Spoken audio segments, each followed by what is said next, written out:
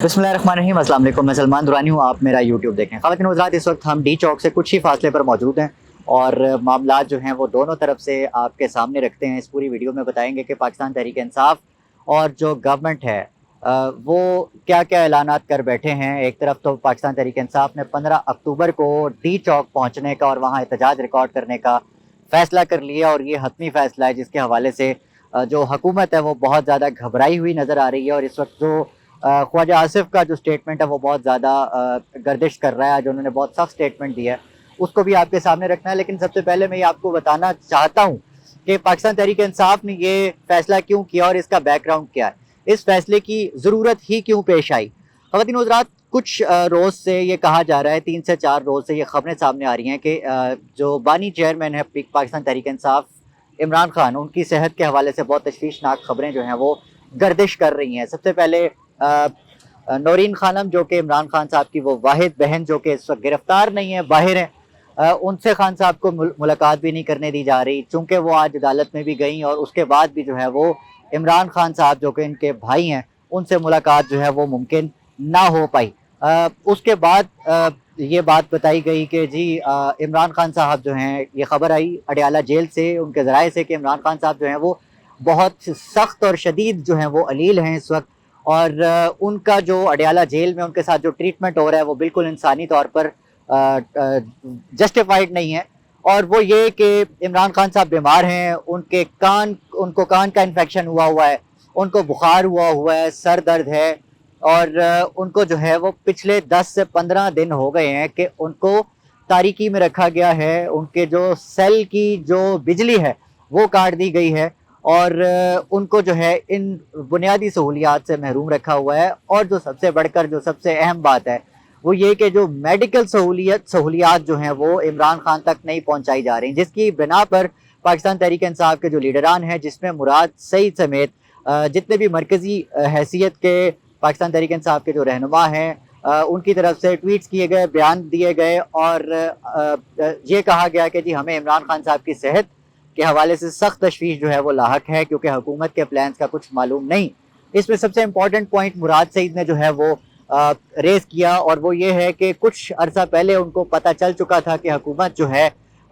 मौजूदा साल नवंबर से पहले पहले इमरान खान साहब के साथ कुछ ऐसा करने जा रही है, कुछ ऐसा करने का प्लान रखती है, जिसके बाद जो है वो तमाम मामलात जो हैं वो किस तरफ बढ़ें कुछ मालूम नहीं। क्या जो होगा सिचुएशन पाकिस्तान की इस वक्त, जो ताज़ा तरीन सूरत हाल डी चौक से मैं आपको ये बता सकता हूँ कि एक तरफ तो पाकिस्तान तहरीक इंसाफ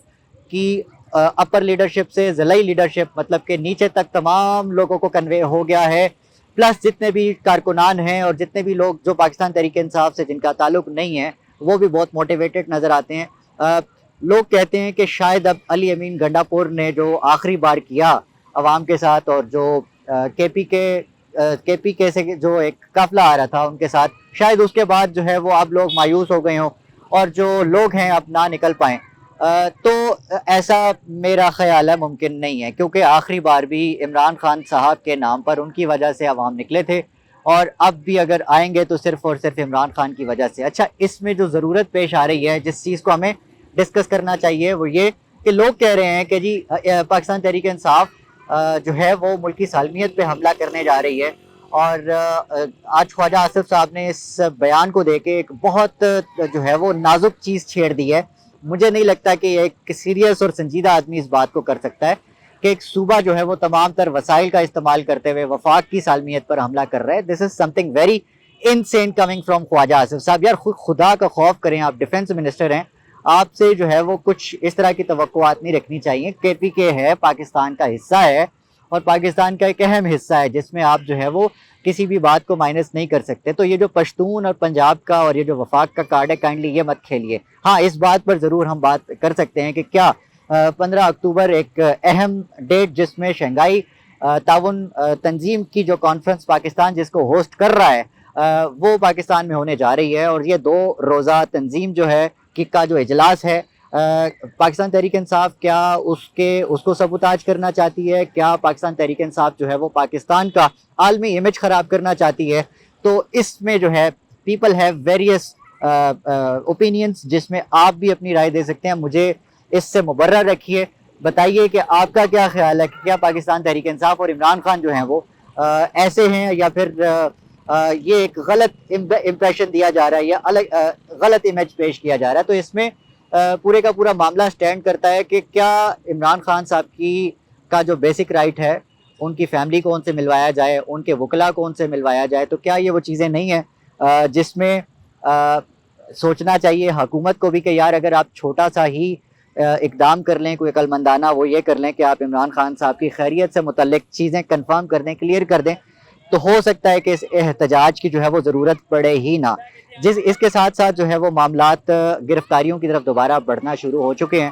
چونکہ پچھلے احتجاج سے پہلے بھی یہ معاملات جو ہیں وہ پاکستان میں اور خاص طور پر راولپنڈی اسلام آباد میں ہوا، تو پہلی گرفتاری جو ہے وہ عمل میں لائی جا چکی ہے۔ پاکستان تحریک انصاف کے رہنما ہیں سینیٹر سیف اللہ ابڑو صاحب، جن کو ان کے G11-3 والی جو رہائش گاہ ہے، فلیٹس ہیں، وہاں سے ان کو گرفتار کیا گیا ہے، اور یہ پہلی گرفتاری اس وقت تک عمل میں لائی جا چکی ہے۔ معاملات کس طرف بڑھ رہے ہیں، احتجاج ہوگا یا نہیں ہوگا، وہ تمام چیزیں جس کا تعلق فیوچر سے ہے اور جس زیادہ دور نہیں ہے۔ دوبارہ ہنگامہ آرائی ہو سکتی ہے، اور یہ وہی مقام ہے جہاں پر آج سے کچھ دن پہلے شیل چل رہے تھے، لاٹھیاں چل رہی تھیں اور پولیس تشدد کر رہی تھی عوام کے اوپر، اور جو دوسری طرف جو گورنمنٹ ہے وہ بھی اس وقت مکمل طور پر تیار ہے، اور خواجہ آصف صاحب کا بیان ہے کہ اس پر حملہ نہیں کیا جانے دیا جائے گا، اور ان کا جو کوٹ ان کوٹ جو سٹیٹمنٹ ہے وہ میں آپ کو پڑھ کر سنا دیتا ہوں۔ کہتے ہیں کہ پی ٹی آئی کی وفاق پر یلغار روکنے کے لیے پوری طاقت اور وسائل سے بروئے کار لاتے ہوئے جو ہے وہ اس کو روکا جائے گا۔ پی ٹی آئی کو جو پوری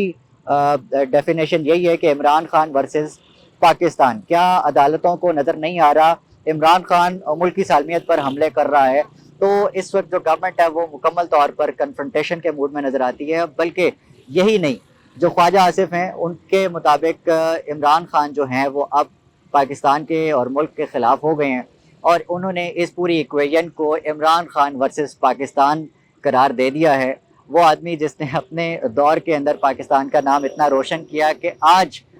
جتنے بھی اوورسیز پاکستانی ہیں شاید وہ اس چیز کی گواہی دے سکیں کہ وہ شخص جس نے یونائٹڈ نیشنز میں جا کر جو تقریر کی، جس میں پورے عالم اسلام کا انہوں نے قصہ پیش کیا، پورے کا پورا جو معاملہ جو آج سے پہلے جو ہے کوئی مسلمان لیڈر نہیں کر پایا، اور